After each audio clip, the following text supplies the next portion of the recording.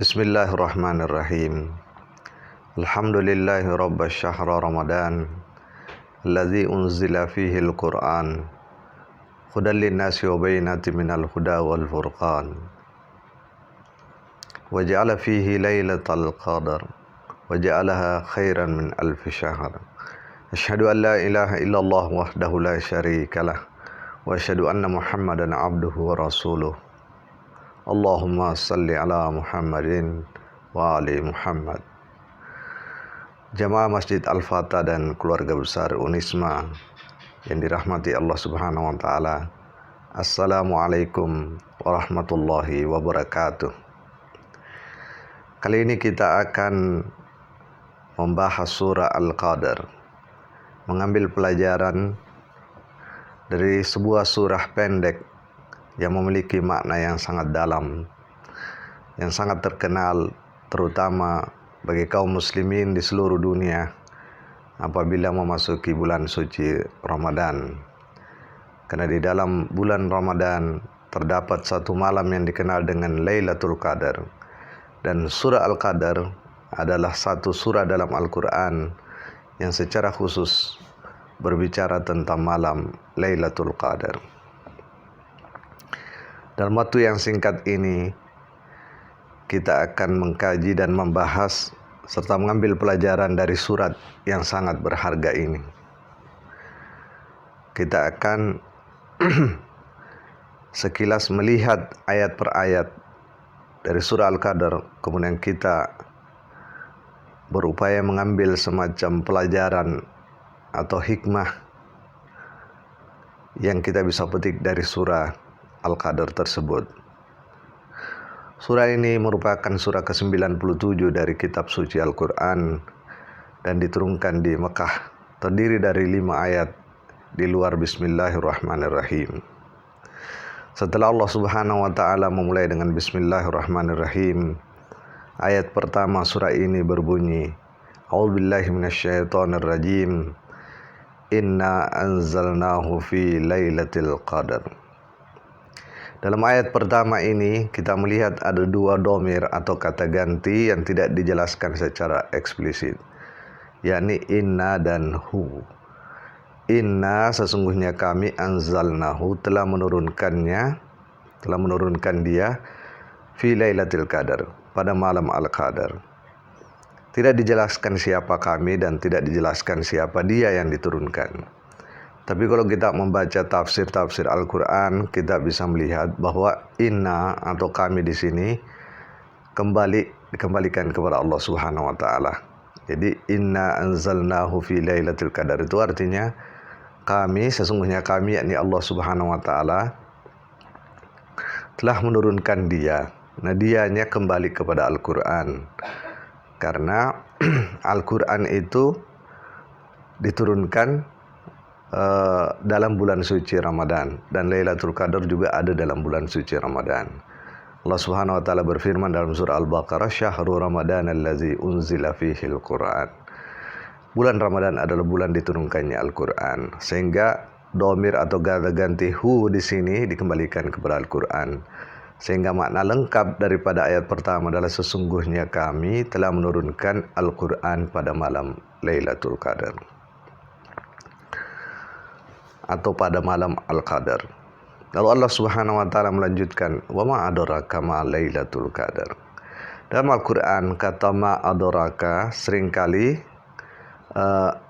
diikuti oleh sebuah kata yang bermakna sangat besar, bahkan sulit dipahami secara sederhana oleh manusia. Maka dia didahului dengan pertanyaan, wa ma adraka.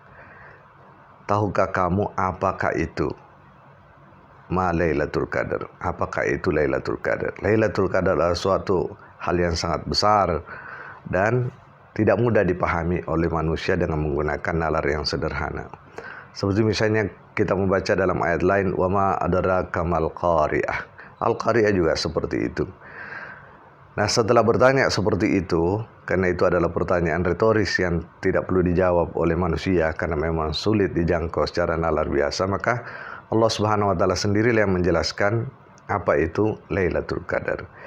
Dalam ayat berikutnya Allah Subhanahu wa taala berfirman bahwa Lailatul Qadar itu adalah khairum min alfi syahr. Lailatul Qadri khairum min alfi syahr. Malam Al-Qadar itu khairun, dia lebih baik min alfi syahr, dari 1000 bulan.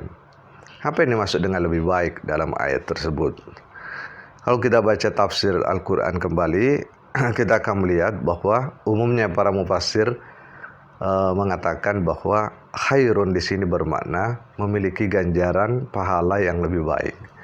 Jadi makna Lailatul Qadri khairum min alfi syahr artinya amalan-amalan atau ibadah atau perbuatan baik pada malam Al-Qadar itu diganjar pahala yang lebih baik daripada amalan yang sama atau perbuatan baik yang sama yang dilakukan di luar Lailatul Qadar, meskipun dilakukan dalam waktu yang sangat panjang, yaitu selama 1000 bulan. Kemudian Allah Subhanahu wa taala menjelaskan lagi, memberikan penjelasan tambahan tentang apa itu Lailatul Qadar.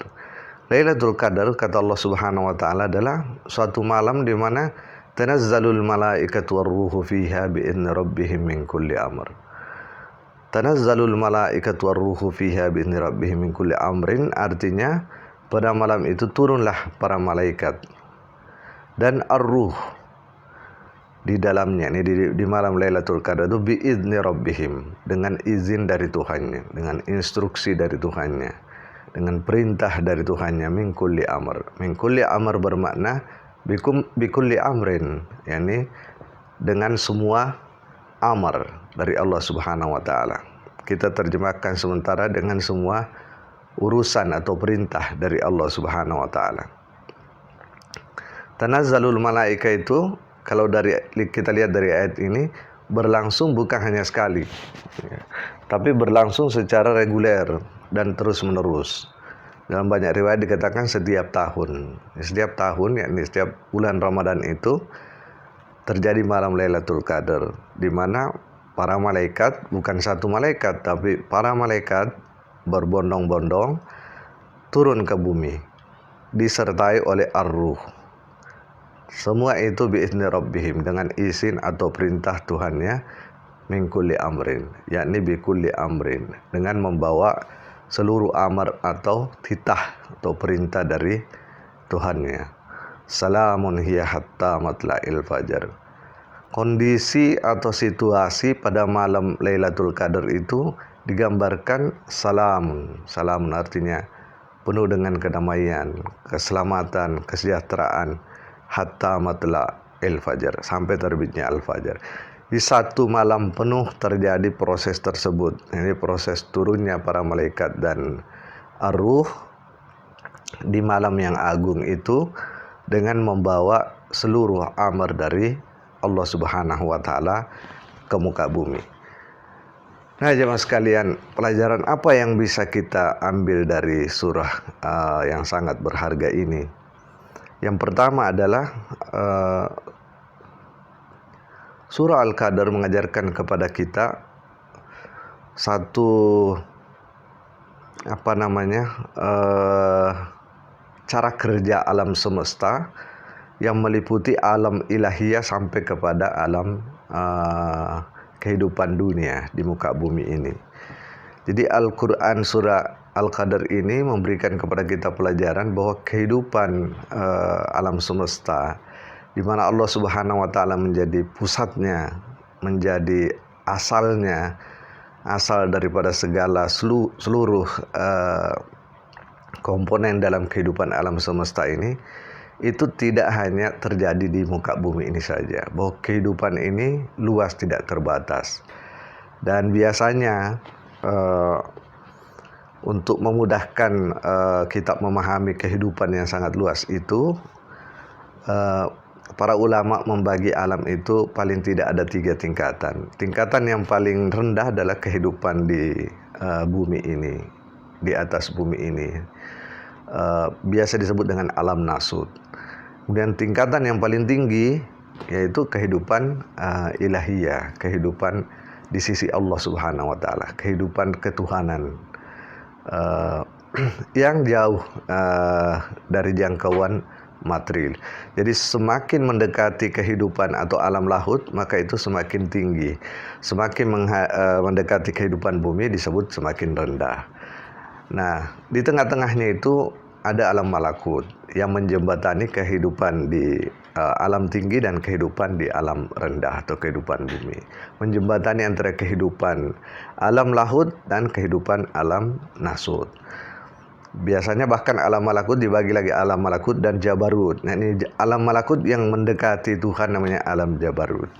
Tapi supaya memudahkan, ya kira-kira seperti itulah, dibagi 3. Alam lahut paling tinggi, alam nasut paling rendah, dan di tengah-tengahnya itu adalah alam malakut. Nah, di alam malakut inilah malaikat bekerja sebagai aparat Allah Subhanahu wa taala, mengatur seluruh kehidupan di semesta alam ini.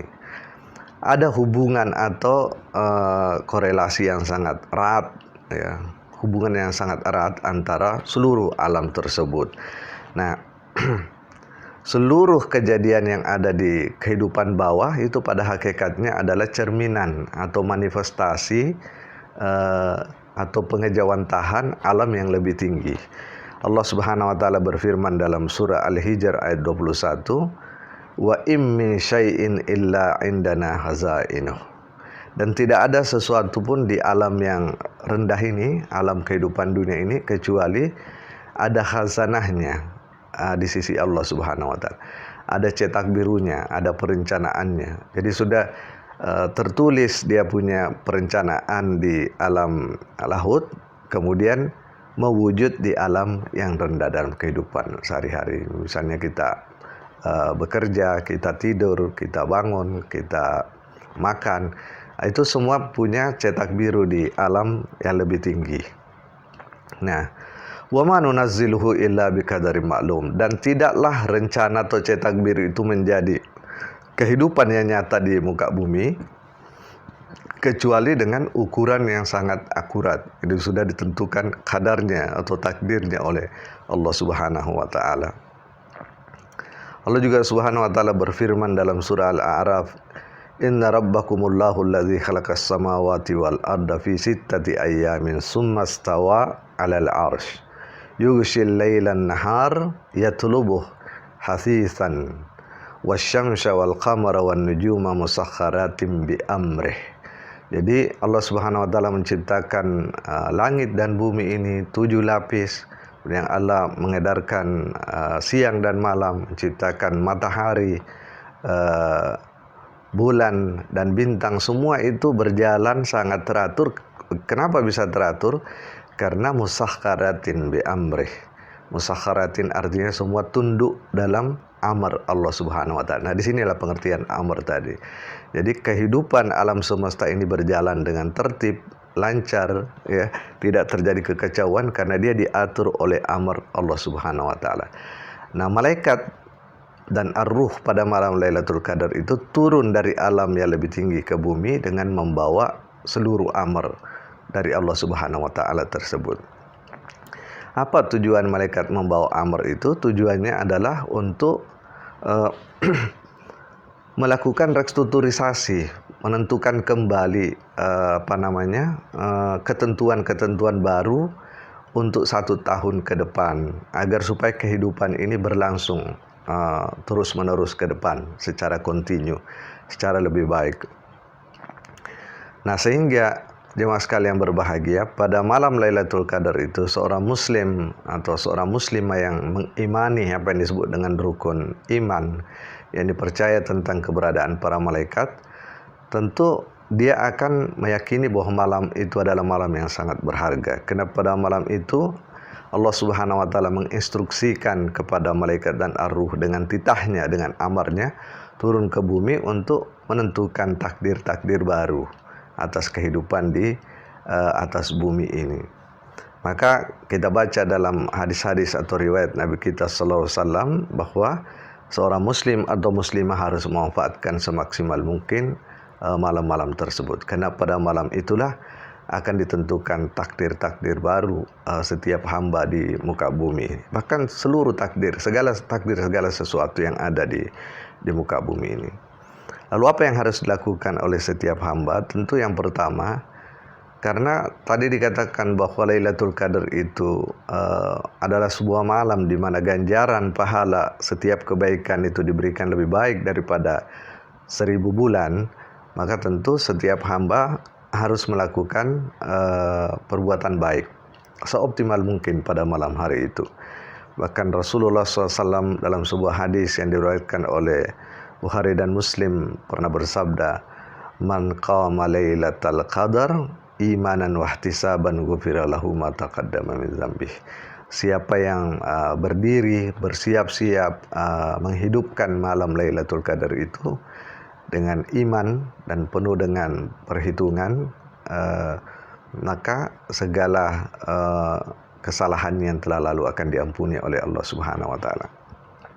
Dan tentu saja apa yang dia lakukan pada malam itu mendapatkan ganjaran yang lebih baik daripada 1000 bulan. Salatnya, bacaan Al-Qur'annya, sedekahnya, perbuatan baik kepada orang-orang lemah dan lain sebagainya. Seluruh kebaikan yang dia lakukan pada malam itu akan memberikan ganjaran yang sangat luar biasa di sisi Allah Subhanahu wa taala. Allah Subhanahu wa taala melakukan itu karena Allah Subhanahu wa taala tahu persis bahwa manusia ini sangat lemah. Jadi dia dalam kehidupannya dia diciptakan untuk menjadi manusia yang sempurna, tapi dalam kehidupannya seringkali jatuh, melakukan kesalahan, kehilafan, dosa, maksiat dan lain sebagainya, sehingga dia membutuhkan momentum untuk bangkit kembali, untuk lahir kembali sebagai manusia baru yang bisa berevolusi sesuai dengan tujuannya hidup, yaitu mencapai kesempurnaan hidup. Nah, agar dia bisa memudahkan itu, maka Allah Subhanahu wa taala memberikan kesempatan untuk lahir kembali melalui momentum Lailatul Qadar ini. Yang kedua adalah setiap hamba, setiap muslim atau muslimah pada malam hari itu tahu persis bahwa pada malam itu ditentukan kembali takdir barunya setahun ke depan. Dalam surah Ad-Dukhan Allah Subhanahu wa taala menggambarkan Lailatul Qadar itu dengan cara yang lain. Allah Subhanahu wa taala berfirman, "Inna anzalnahu fi lailatin mubarakatin inna kunna munzirin." Disebut Lailatul Qadar itu sebagai Lailatun Mubarakatin, sebuah malam yang penuh keberkahan. Karena waktu itu turun malaikat dan ar-ruh membawa seluruh amar Allah Subhanahu wa taala. Apa yang dilakukan oleh ar-ruh dan para malaikat? Fiha yufraqu kullu amrin hakim. Yani di malam itu para malaikat dan ar-ruh melakukan pemilah-milahan terhadap seluruh urusan dengan amar Allah Subhanahu wa taala itu dengan cara yang sangat bijaksana. Jadi Allah Subhanahu wa taala menitahkan kepada malaikat untuk membuat takdir-takdir baru terhadap alam semesta ini, termasuk terhadap takdir setiap hamba yang ada di muka bumi ini 1 tahun ke depan. Dan Allah Subhanahu wa taala dalam Al-Qur'an dalam ayat yang lain seperti dalam surah Al-Hijr mengatakan, "Yamhullahu ma yasha' wa yutsbit wa indahu umul kitab." Takdir yang sudah ditetapkan Allah Subhanahu wa taala di Lauh Mahfuz, ya, khazanah yang ada di Lauh Mahfuz yang akan tadinya akan mewujud atau menjadi perbuatan-perbuatan konkret di muka bumi yang kita saksikan, itu bisa diubah oleh Allah Subhanahu wa taala. Kalau Allah Subhanahu wa taala melihat itu perlu diubah atau yang terbaik adalah diubah. Ya, Allah Subhanahu wa taala yamhullah. Allah bisa mengubah apa yang dia sudah tetapkan. Wa yusbit, dan Allah juga bisa tidak mengubah, jadi kukuhkan kembali apa yang sudah ditetapkan.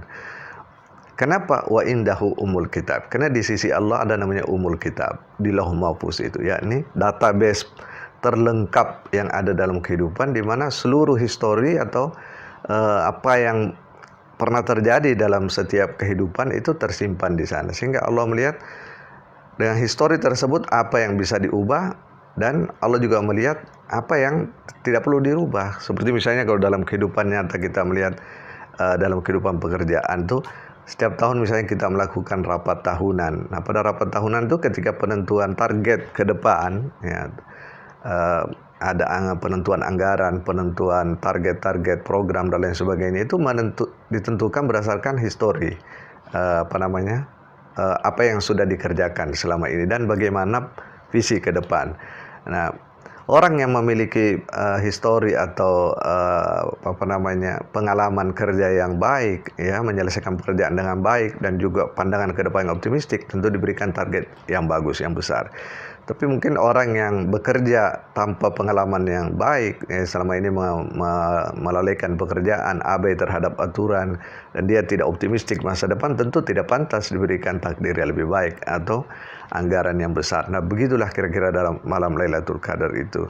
Sehingga setiap hamba pada malam itu yang harus dia lakukan adalah melakukan evaluasi total, ya, penyesalan yang sangat dalam terhadap apa yang sudah lewat. Jadi dia menyesali kekurangan-kekurangan yang sudah lewat, kemudian menunjukkan kesungguhan di hadapan Allah Subhanahu wa taala dan tekad yang kuat ke depan agar supaya Allah menetapkan takdir terbaik dalam 1 tahun ke depan.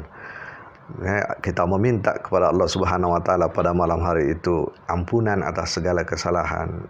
Kita minta ditetapkan sebagai orang yang dibebaskan dari neraka, ditetapkan sebagai penghuni surga, diberikan usia yang panjang, rezeki yang luas, dan seterusnya. Apa-apa saja yang menurut kita sulit kita kendalikan, di luar pengendalian kita, maka kita mohon pada malam itu ditetapkan oleh Allah Subhanahu wa taala sebagai takdir terbaik bagi diri kita semua. Semoga Allah Subhanahu wa taala memberikan kepada kita kemampuan dan kemudahan dalam melaksanakan kebaikan-kebaikan pada malam Lailatul Qadar seoptimal mungkin, dan juga Allah Subhanahu wa taala menerima doa-doa kita agar supaya kita mendapatkan takdir terbaik dalam 1 tahun ke depan insyaallah. Wal afu minkum. Wassalamualaikum warahmatullahi wabarakatuh.